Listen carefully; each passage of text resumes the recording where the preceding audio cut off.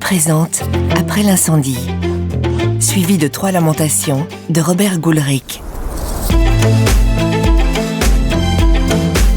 Lu par Colette Saudoyer et Xavier Percy.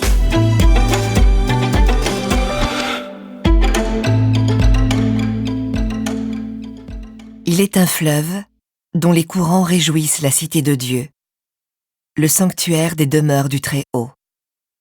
Psaume 46, 4.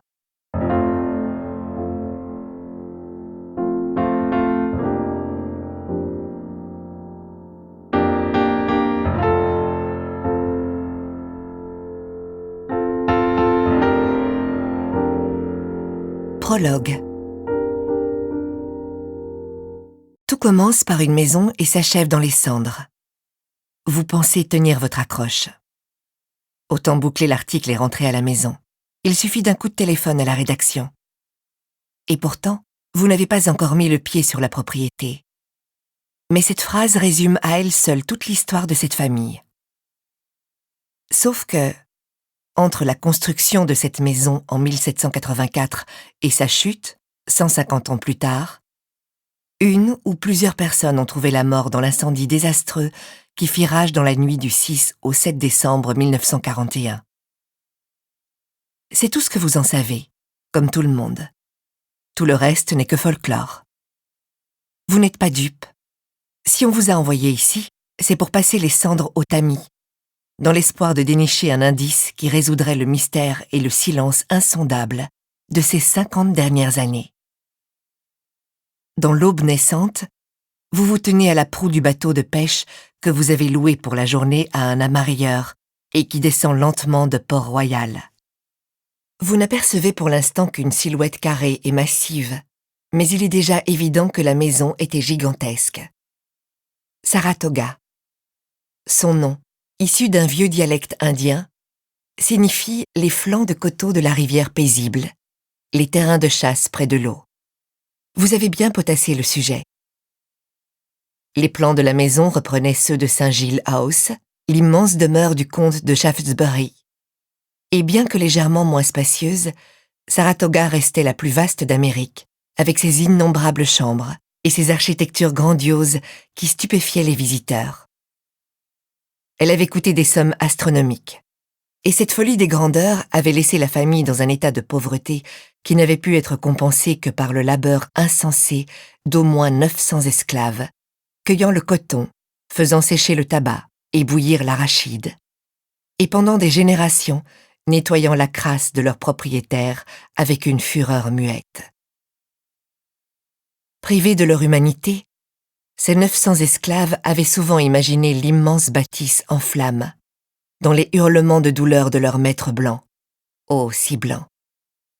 Dans l'incapacité de s'enfuir, vendus comme des chiens de rue, séparés de leurs enfants, ces bébés qu'on arrachait au sein de leur mère à Natchez ou à Memphis, ils n'avaient que leur musique pour s'exprimer, et on y entendait les cris d'agonie de leurs bourreaux.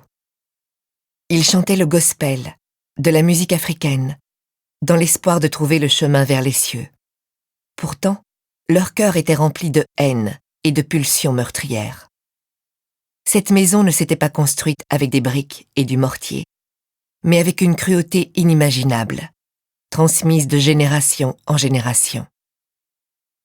Les femmes portaient les bâtards engendrés par leurs maîtres concupiscents, qui laissaient leurs épouses ennuyeuses et guindées sagement endormies pour descendre aux cabanes violer les jeunes femmes.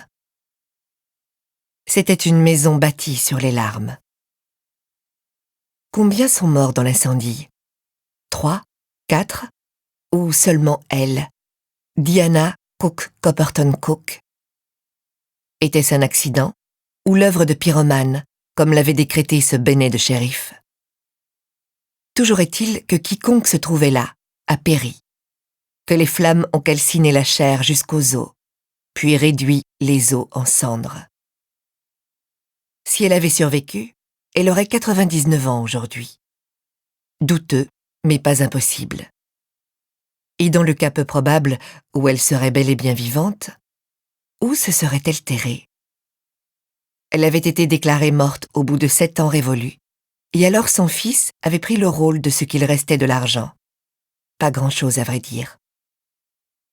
Où était passé le reste? Il était censé y avoir une fortune. De telles sommes ne disparaissent pas comme ça, et il était impossible qu'elle ait tout dépensé. Peut-être n'y avait-il eu d'autres pyromanes qu'elle-même.